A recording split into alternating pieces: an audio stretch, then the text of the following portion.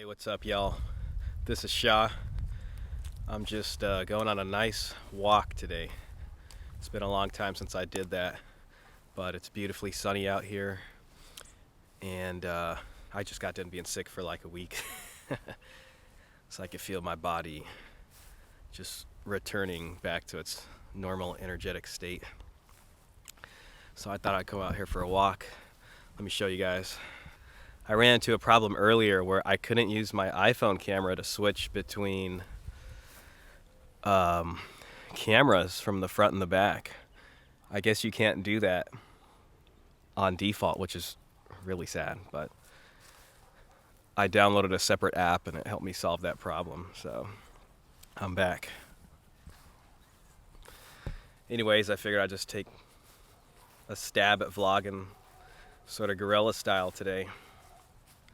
I was sick for like the last week, but the week before that I was in Vegas for a trade show, which was pretty cool. And there was a lot of people there. And I met this guy. He has a YouTube channel, like 300 and something thousand subscribers, but he was walking around interviewing people sort of like, you know, with the mic and a camera. He doesn't show his face on camera, but he was totally probably one of those like red pill manosphere dudes, you know. And I talk a lot about child support and divorces, so him and I kind of hit it off pretty well. Oh, we got a dog chasing a squirrel right here. Ooh, hey buddy. Anyways, he was pretty cool, you know. His channel's pretty popular. He gets a lot of reaction takes from like Sneeko and stuff. Oh, she likes me, I think.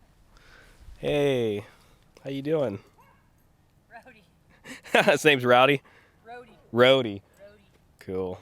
Go on the road. Yeah, he seems like such a cool dog.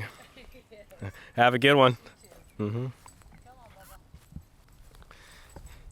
Anyways, he's a pretty cool guy, so he never shows his face on camera, so like, I don't want to bust him out too much, but he does a lot of videos on like dating and modern dating and all that kind of stuff. You know, that's pretty popular now on the internet.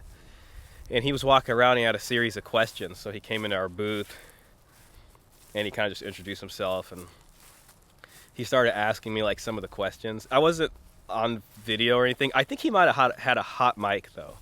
I could just kind of tell. I've been doing this for long enough to know, but I didn't really care. And his first question was, what was that?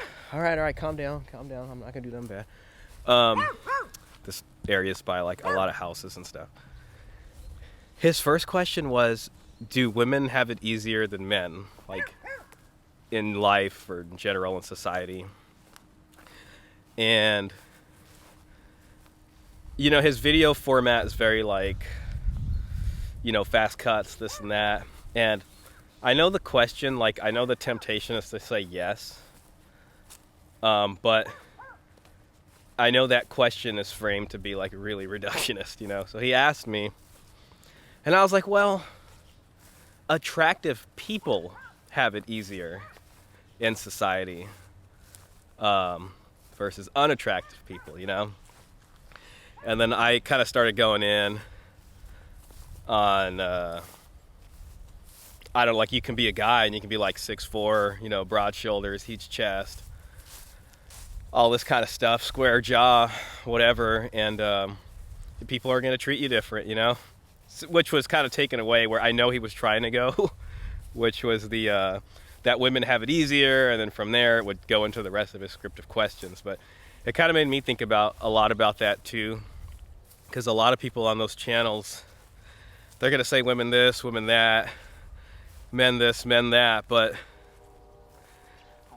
I think there's a lot of blindness, because I think a lot of people struggle in society. There are a lot of unattractive people that, you know, have to deal with life the hard way, right? And people aren't just gonna be surrounding them and trying to open doors for them, and hell, even want to look at them, just if I'm being completely honest, which is sad, but it's just the way it is, you know?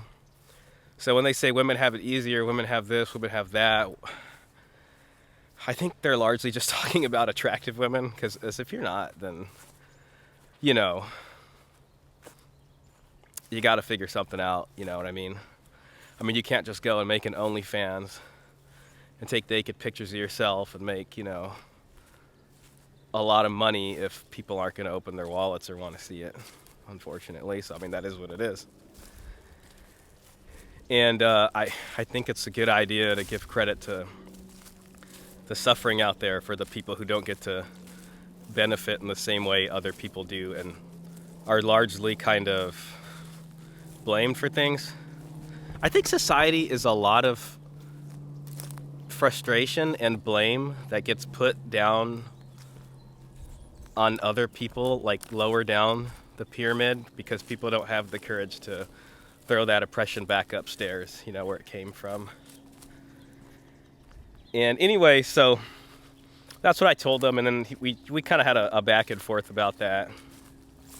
And he didn't seem to agree like totally about that, but I mean, I think the answer was good enough to where he couldn't exactly refute it, which was pretty funny. And then he asked me, he asked like a host of questions, but the next one was, what's the difference between manipulation and seduction? You know, and so he kind of asked me that. I didn't know what to say exactly. I just said manipulation has like more of a negative connotation, where seduction doesn't really in the same way.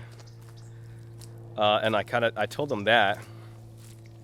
But I did yield that seduction does take a little bit of thought and stuff, and I guess can be a form of manipulation. So I don't know, let me know what you guys think about that, because I don't really know how to answer the question. But he's a pretty cool guy, and so I told him about like me working at child support for 5 years. In case you guys didn't know, I worked at child support agency for 5 years, being a child support officer. So I did the genetic tests, and my job was to find out how much people were making, and you know, sue them for child support or for paternity and take their money. So I did that for a while.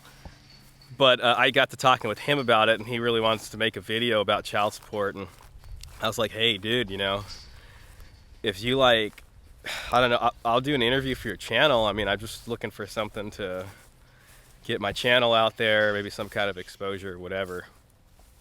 And he was like, well, take a look at my channel. And I guess he doesn't do like long form like that, or it's just walking around randomly, and he doesn't want to show his face. So he wanted me to help him come up with a script of questions to ask for a child support episode. And I messaged him on IG like while I was there in front of him, and so we established contact, but I never messaged him again after that. Maybe I'm just selfishly like, well, I don't want to give this guy the juice if like he's not going to be able to give me like a proper shout out or something. And a lot of these influencers will just burn you out here, you know. Once they get what they want, they're gone. Which is ironic. But yeah, so I never reached out back to the guy. But yeah, so that was a fun, interesting thing that happened to me in Vegas, which I thought was pretty cool. So let me know what you guys think. Do women have it easier than men? Or is it just attractive people in general? And what's the difference between seduction and manipulation? So let me know in the comments down below. Also, I renamed my channel This Is Shah because I just wanted to move away from Outlaw. Just some username I had for a few years, and I think rebranding is always a good thing. So we'll see how this goes. Maybe I'll change it again, but I do like This Is Shah. So there's a lot of S's in that. So we'll see how it goes. And check me out for the next video. Hit the thumbs up. Take it easy.